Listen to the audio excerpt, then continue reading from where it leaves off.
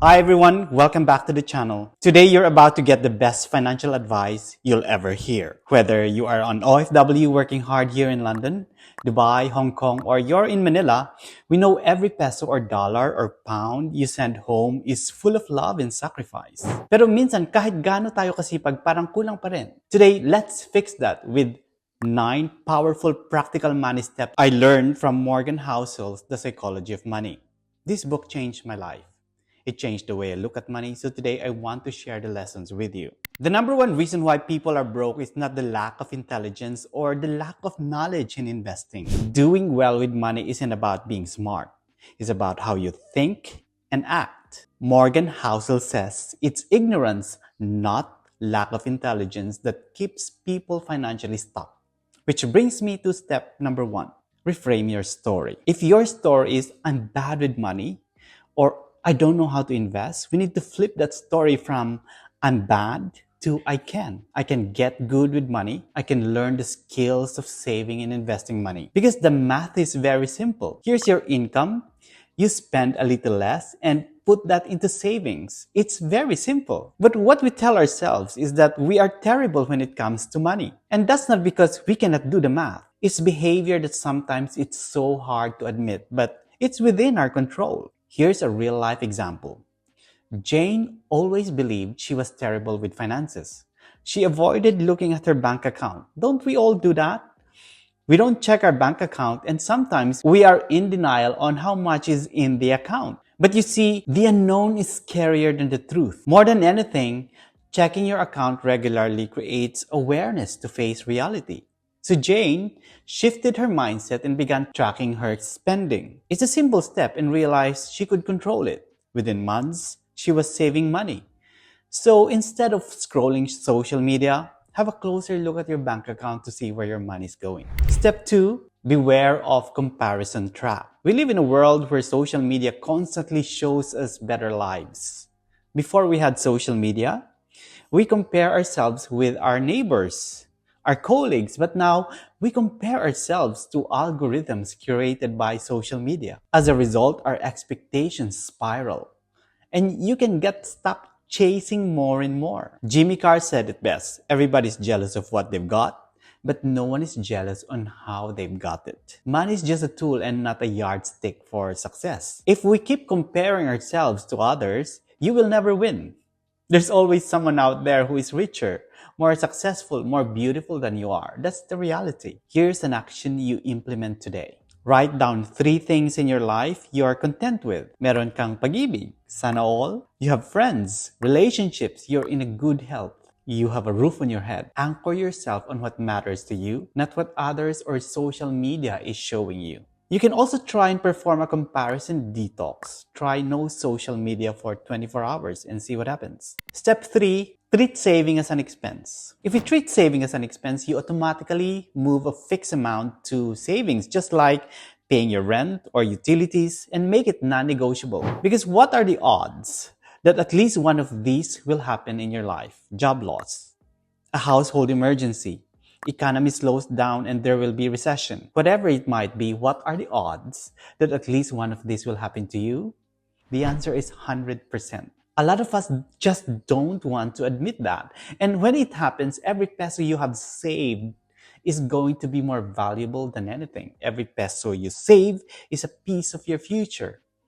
It gives you independence. That's your motivation for saving. If you save 1,000 pesos now, that's 1,000 pesos of independence. That's the flex. On the contrary, every debt or peso spent from your bad spending habit is a piece of your future that someone else's owns. You owe it to the credit card company or to the bank. So treat saving as an expense or a bill you pay your future self. Step 4, even small amounts compound. Compounding means the interest that you earn from your money is also earning interest. So if you invested 100, that earns 10% in year 1, that becomes 110. In year 2, that becomes 121. Here's a true story. Ronald Reed, a janitor, amassed a fortune of almost $8 million through small savings invested over decades.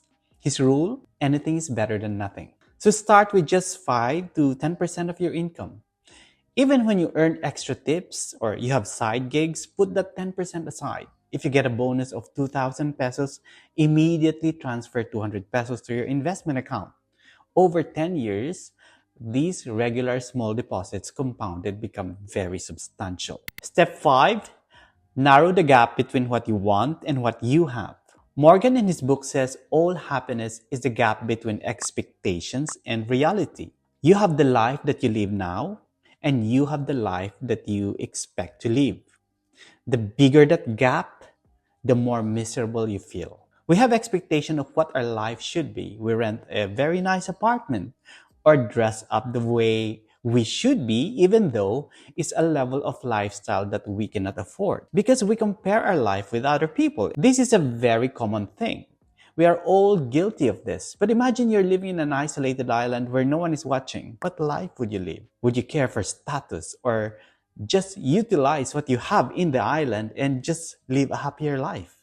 So keep your expectations in check. Here's a practical example. Your baseline lifestyle is you spend 15,000 per month now. Your aspirational lifestyle is to move into 20,000 per month. For the aspirational lifestyle, pick one that you truly care about and drop the rest. Stop chasing every expensive trend. So if you want a car, a new smartphone, and lots of travel vacations, instead of upgrading all, choose only one upgrade that increases your joy and cancel the rest. Now, step 6, automate savings to minimize emotional decisions. We're emotional creatures. Left unchecked, we overspend. That's why it's important to automate bill payments so you don't miss the due dates. You can also set alerts or caps on your credit card spending.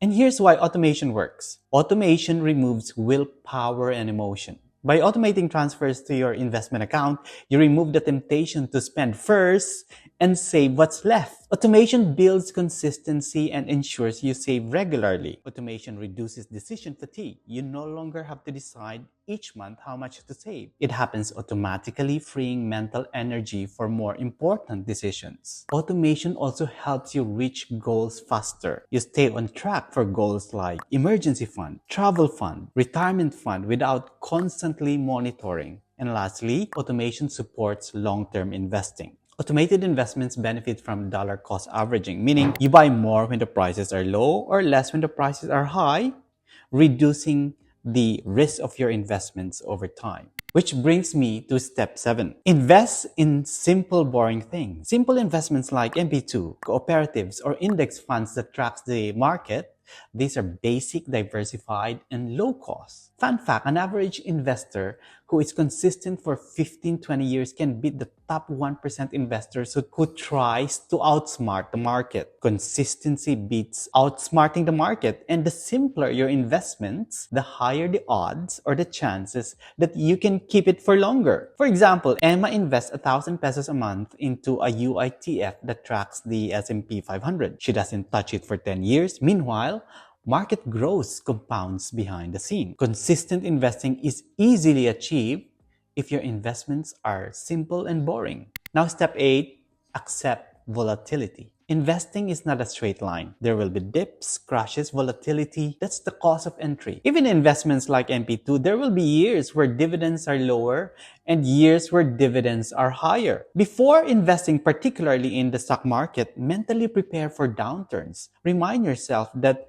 this is a normal market behavior. To maximize returns, commit to a long-term horizon. Invest in 5, 10, 20 years. Step 9, chase for contentment, not happiness. We chase money because money is so quantifiable. It's so easy to say right now, I'm making 500 pesos a day. Tomorrow, I want to make 1,000 pesos a day. It's so easy to measure. And so we chase money like it's the solution to all our problems. We tell ourselves that if we want more money, then all our problems will go away. When we think if we only have a bigger house, or when you imagine yourself going for the dream vacation, the emotion you're actually thinking is that the emotion will be so great, I will be happy with that. But actually, the emotion you're envisioning or you're trying to feel is contentment. It's being content with that experience. That's all I want, and that's enough. I don't want anything else. You just want to be content with what you have at the moment. And if you chase contentment, a lot of your financial woes or a lot of your feeling that you're left behind is just a factor of your own expectations. These are the financial advice that changed the way I see money. See, if you take just one action today, it's this. Realize others aren't watching you as much as you think. Most purchases we make are to impress others, but the reality is no one really cares. If you write down 5 things you bought over the last year just to impress someone else, ask yourself, did it fulfill me? Did it bring a positive outcome to my life? Thank you for watching. Now go take that first step.